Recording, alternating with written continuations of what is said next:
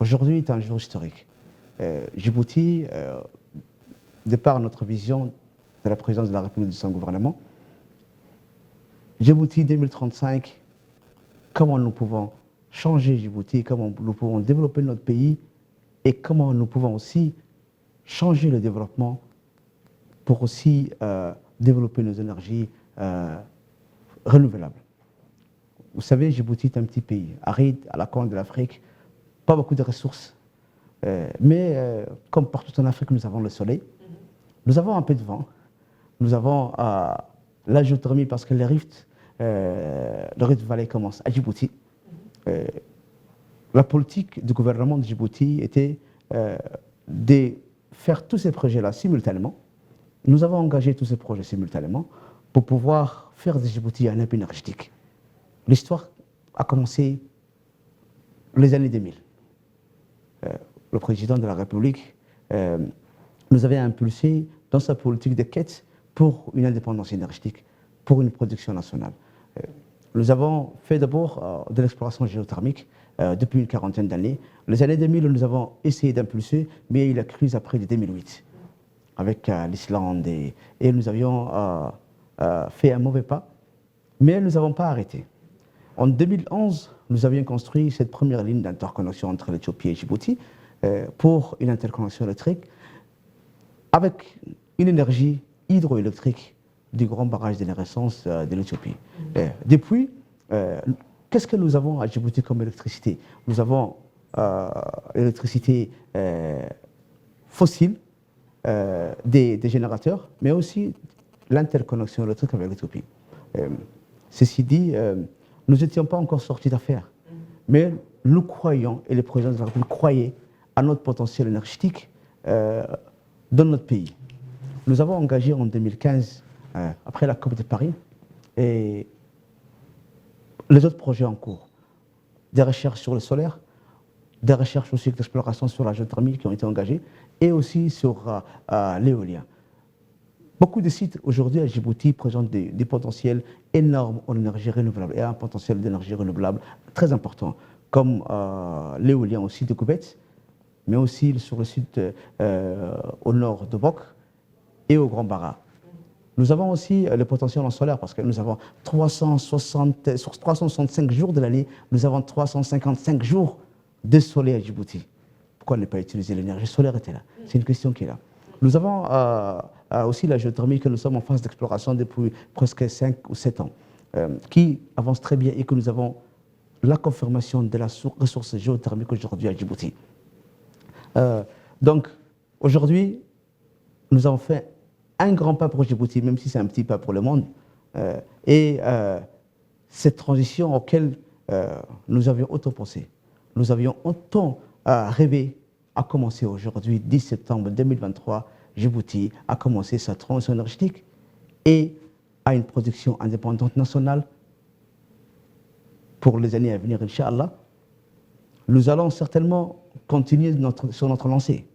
Comme vous le savez, nous avons aujourd'hui en Afrique des grands frères et des grands pays frères qui ont fait beaucoup d'efforts sur les énergies renouvelables. Je parle du Kenya, je parle de l'Égypte, je parle du Maroc et beaucoup d'autres aussi le font. Et Djibouti aussi ne veut pas rater ces virages de cette transition énergétique pour cette utilisation d'énergie verte, 100% verte pour horizon 2035, Inch'Allah. Les Djiboutiens, depuis le lancement de ce projet, sont fiers. C'est vrai qu'avant, nous n'avions que des projets et qu'on nous disait que oui, on va faire tel projet, tel projet. Mais aujourd'hui, d'abord, l'important, c'est la concrétisation de ces projets-là, qui est là de visu que les Djiboutiens voient. De deux, nous avons aujourd'hui une énergie produite à Djibouti, nationale, pour les Djiboutiens. Et de trois, nous inspirons aussi et nous travaillons, le gouvernement travaille d'arrache-pied avec le président de la République. Comment et pourquoi les Djiboutiens aujourd'hui payent une facture assez chère et comment nous, à l'avenir, nous pouvons réduire cette facture énergétique pour que nos concitoyens aient une énergie fiable, à bas coût et abordable, tant sur les habitations, mais aussi sur la partie développement industriel aussi. Africa Finance Corporation était la première institution africaine qui a cru en Djibouti, qui a créé à Djibouti, qui a cru en nous pour venir nous voir et nous dire, voilà, vous avez un potentiel énergétique et nous voulons investir dans un projet éolien à Djibouti. Les discussions ont commencé début 2017, lors de mon arrivée. Hein. Donc, nous avons essayé, le contact a été vite fait. Et nous, Africains, c'est vrai que nous comprenons mieux que tout le monde. Donc, nous sommes vite compris. Les relationnels et la sociabilité étaient au-dessus de nos échanges sur le projet éolien.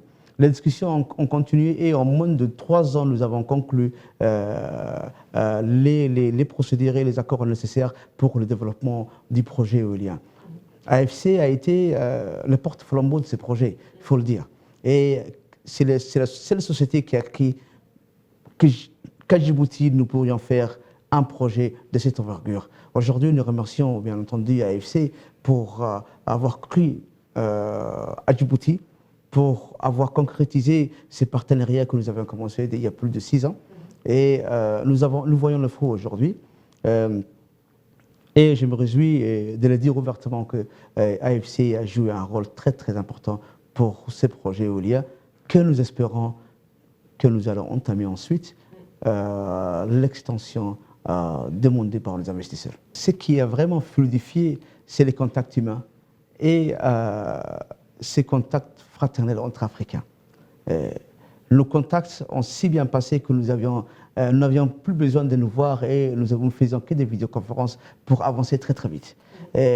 J'avais dépêché sur Lagos le directeur général de l'électricité de Djibouti et le chairman de Red Sea Power, qui ont eux aussi discuté une semaine sur Lagos pour pouvoir ratisser tous les points qui étaient en suspens, je vais dire.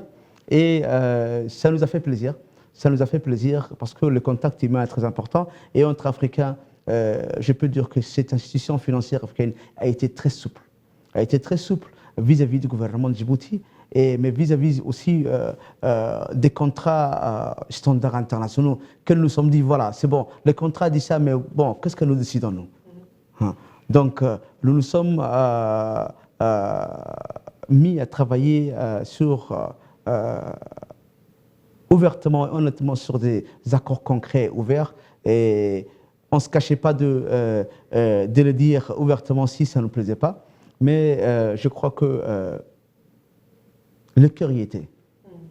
Le cœur y était et nous avons cru ensemble pour parvenir à un accord confortable entre les deux parties pour voir aujourd'hui cette concrétisation qu'est le 60 MW d'éolien du site de Koubet.